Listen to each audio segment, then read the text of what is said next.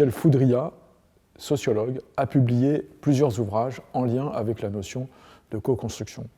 Ce concept, aujourd'hui à la mode, est pratiqué au sein de l'association Cordia depuis 5 ans. Il mérite, compte tenu de sa puissance, une étude attentive et particulière.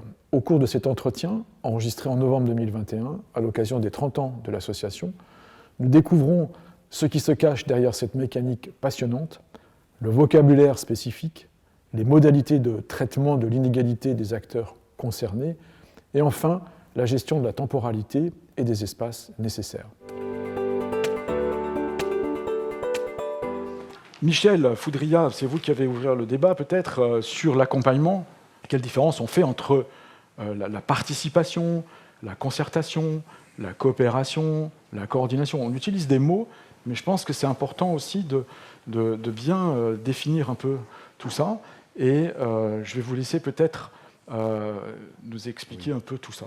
Mais peut-être au préalable, je voudrais revenir sur effectivement la façon dont moi j'ai essayé de répondre à cette question, l'accompagnement. Donc je me suis livré à une petite recherche et c'est une sorte de jeu de mots. Accompagner. L'accompagnement, c'est servir de compagnon. Alors ça vient de ad et le compagnon, donc avec le compagnon. Donc compagnon, c'est manger le pain avec, etc. Mais si on regarde les mots, on a le verbe accompagner, donc on a dans l'accompagnement, on accompagnons. Mais le verbe compagnonner n'est plus un verbe usité aujourd'hui. Et si on regarde les deux verbes, accompagner, on a accompagnant et accompagner, alors que compagnonner, nous n'avons que compagnon. Nous n'avons pas les deux choses.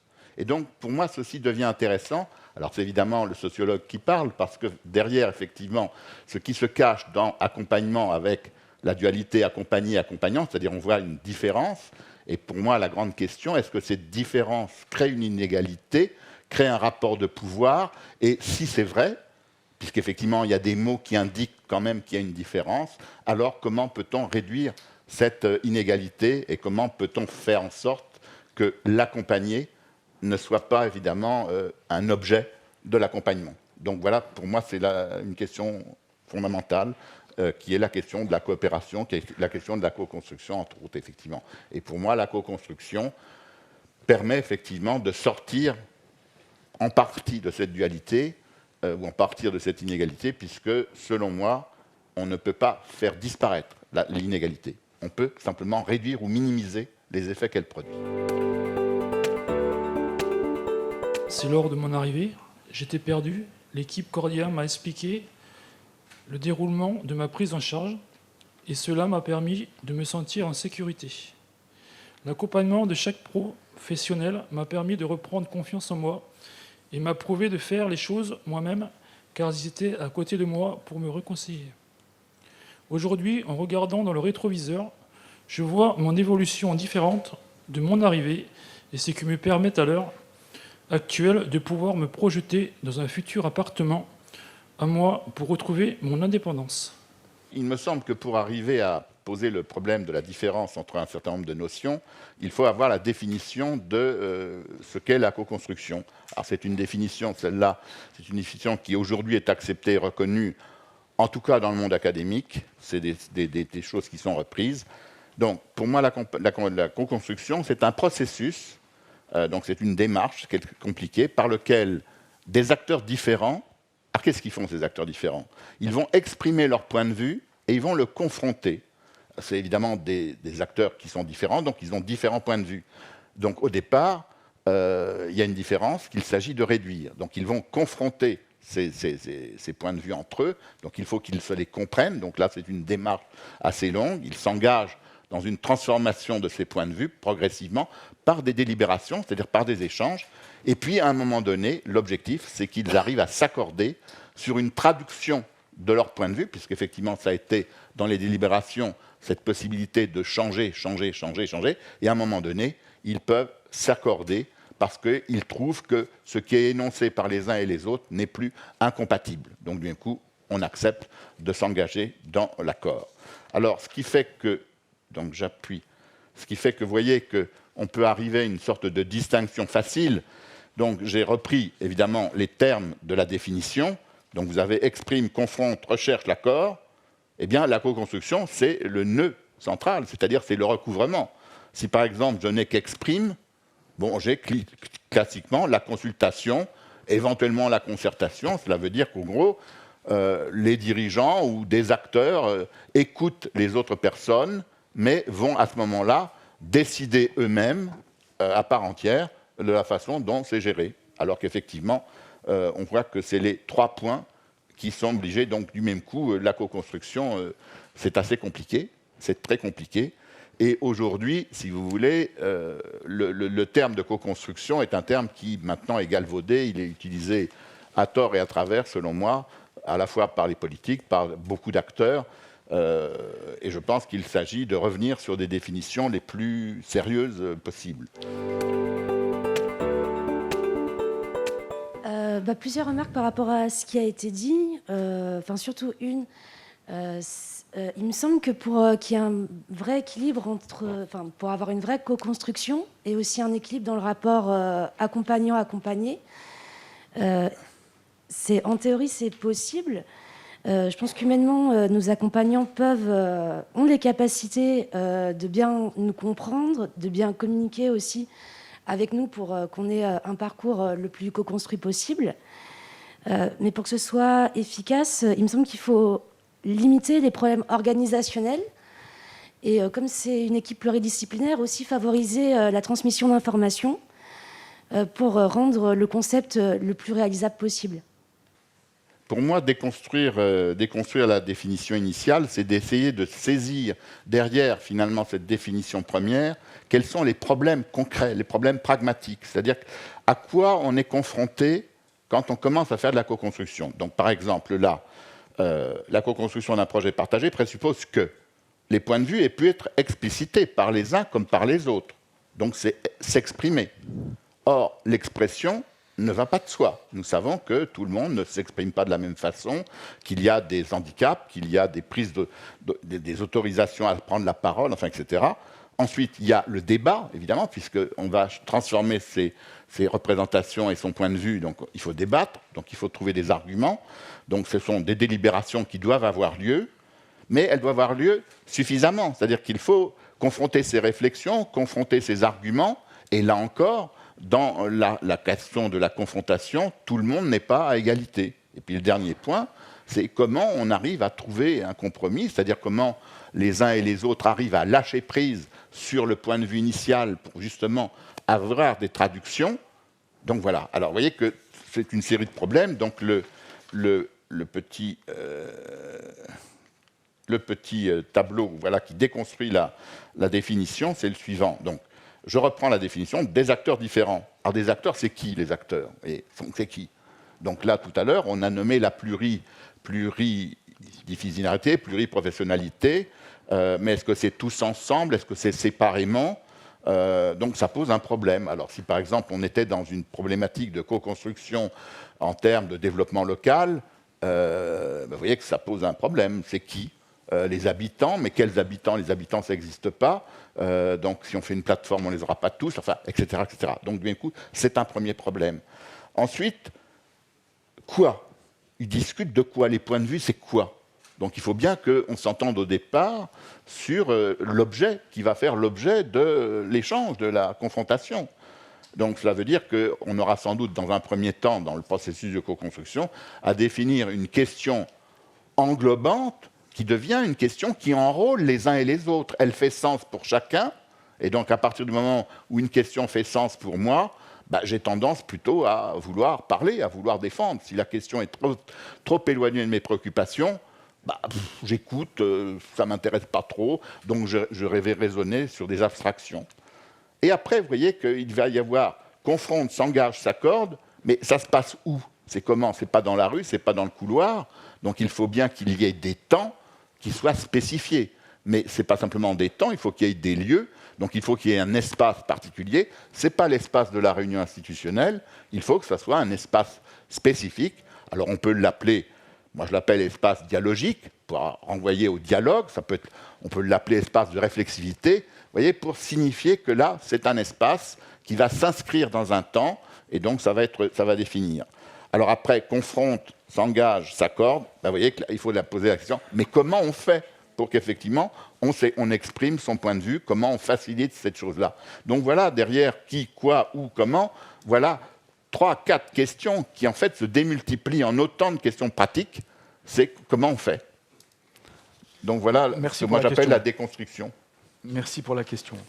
Alors, on va y revenir. Alors là, je vais poser une question qui peut énerver certains professionnels, je pense. En fait, c'est dans le contexte dans lequel nous vivons, et on voit bien qu'on est dans une logique de montée de l'individualisme de plus en plus fort, et on est également dans une logique d'affaissement des repères collectifs que nous connaissons. Et donc la co-construction, on l'a vu, c'est un ensemble de professionnels, un ensemble de personnes qui vont donc effacer les enjeux de pouvoir, et effacer leur... pardonnez-moi, mais c'est le débat, donc l'objectif est de provoquer un petit peu. Donc effacer un peu l'ego du professionnel, et puisqu'aujourd'hui, dans ce contexte d'individualisme montant, la co-construction n'est-elle pas gênée par les enjeux de pouvoir, notamment entre les professionnels? Et alors Cordia, peut-être pas trop, mais j'ai aussi je ne vais pas me faire lyncher à la fin de la sortie, mais j'ai aussi assisté à d'autres réunions un peu à l'extérieur, et on voit bien que la co-construction telle qu'on l'imagine, c'est-à-dire en pluridisciplinarité ensemble, ce n'est pas si simple que ça, puisque chacun veut tirer un peu la couverture à soi. Alors est-ce que ça ne va pas nous gêner, ça? Ben si, c'est le problème majeur. C'est le problème majeur. Pourquoi? Parce que si on revient sur l'espace dialogique ou l'espace de réflexivité, qui est le lieu et le moment où vont effectivement s'exprimer les uns et les autres, ben c'est un espace qui est profondément caractérisé par des inégalités et des asymétries.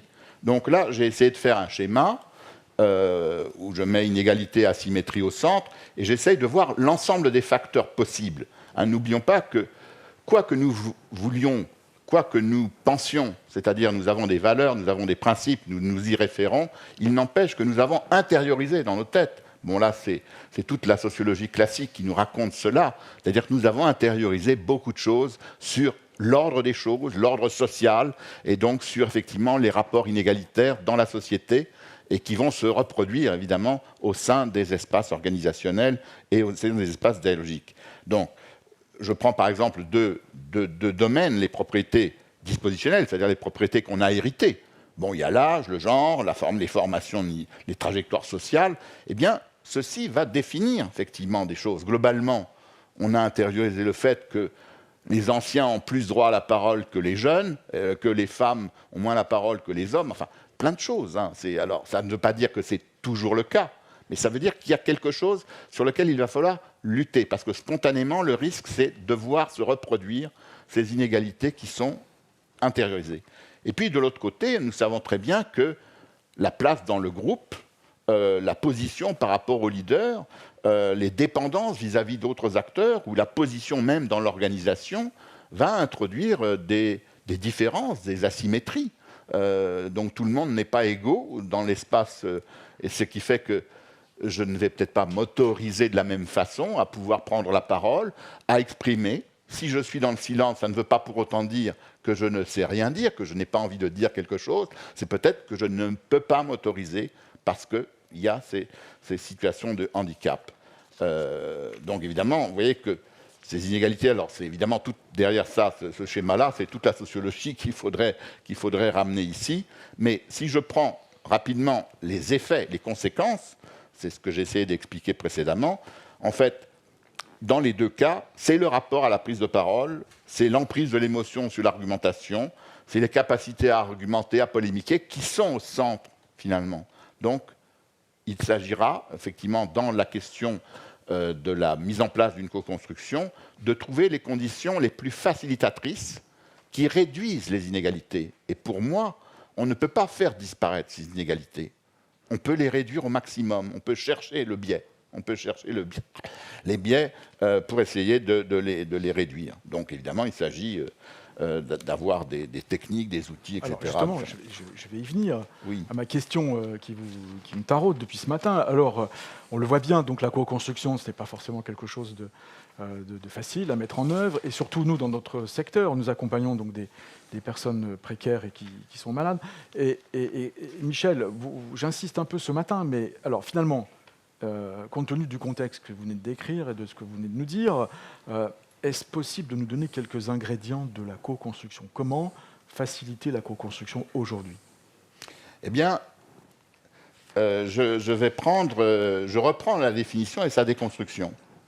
À partir de la déconstruction, le qui, où, quoi, comment, etc., ça me permet effectivement de dénoncer, en comparant avec la question des inégalités, des asymétries, un ensemble de points sur lequel il s'agit de réfléchir a priori, c'est-à-dire en amont. Donc, instaurer un dispositif. La co-construction ne peut pas être spontanée, c'est inscrit dans un dispositif. Alors, un dispositif, c'est un espace, c'est des temps, des séquences. Alors, c'est quoi? C'est 2 heures, c'est 3 heures, c'est combien? Une fréquence, donc c'est tout ça. Et puis, ça va être des objets. Alors, évidemment, il ne s'agit pas d'avoir des objets trop généraux, parce que sinon, on est dans une discussion philosophique ou abstraite, et donc là, on n'arrivera pas à s'entendre en général. Donc, il s'agit d'enrôler les acteurs par l'intermédiaire d'une question très précise, d'une question la plus concrète qui soit, et qui fasse sens. Donc, du même coup, déjà à ce niveau-là, il s'agit de co-construire la question commune, la question dont le sens est partagé. Alors, n'importe qui peut poser une première question, et puis on ajuste, et on co-construit au fur et à mesure, en proposant des questions qui, de plus en plus, vont être liées ou vont se rapprocher des préoccupations de la personne.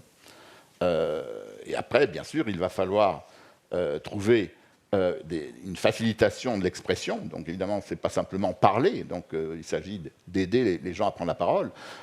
Alors, quand il y a par exemple des inégalités dans les groupes, on peut utiliser par exemple des post-it. Enfin, la technique des post-it maintenant est très très utilisée depuis longtemps, ce qui fait que du même coup, on va retrouver un autre problème, c'est l'inégalité devant l'écriture. Mais sinon, ça va peut-être diminuer parce que le post-it, tout le monde peut écrire en même temps quelque chose sur le post-it. Il y en a qui peuvent ne pas écrire, mais tout le monde peut le faire. C'est-à-dire qu'on n'est pas dans l'effet qui va se passer quand quelqu'un prend la parole. On a un effet leader, et puis au bout de 3 personnes qui ont parlé, les gens vont dire « Ah oui, bah, c'est comme le précédent, c'est comme mon voisin, etc. » Et donc, ça n'avance plus. Or, l'idée de la co-construction, c'est d'avoir quand même une variété dans les points de vue, quitte après, parce que la variété va refléter effectivement la réalité de la complexité des personnes.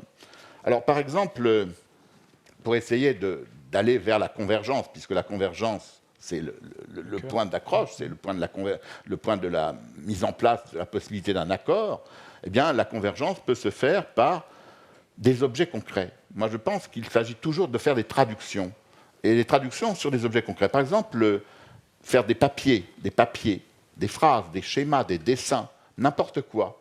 Cela veut dire qu'à un moment donné, le schéma, il est mis sur la table, et on peut corriger. Alors, moi, je pense à une association d'architectes qui avait effectivement un projet, c'était pas de toit, T-O-I-T, sans toit, T-O-I.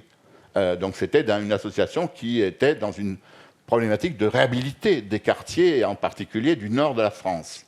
Et donc pas de toit sans toit, comment on fait? Bon, évidemment, il y a les contraintes architecturales, mais l'habitant qui est dans sa maison veut quelque chose. Eh bien, à un moment donné, au-delà du débat initial, l'architecte fait une proposition, il fait un schéma, il fait un dessin, et puis après, on corrige. Et vous voyez, progressivement, on corrige, donc c'est des esquisses, on prend la gomme, le crayon, etc. Et ce sont des outils qui, progressivement, arrivent. Donc, on peut arriver aussi avec des textes.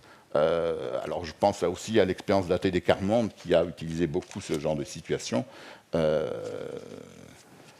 voilà donc quelques éléments qui permettent de faciliter le processus de mise en convergence. Mais ce que je viens de dire, qui est très résumé, qui est très synthétique, se passe évidemment sur des micro-séquences qui se répètent. Ce n'est pas magique. Il n'y a aucune magie dans la co-construction. C'est au contraire un effort partagé par les uns et par les autres.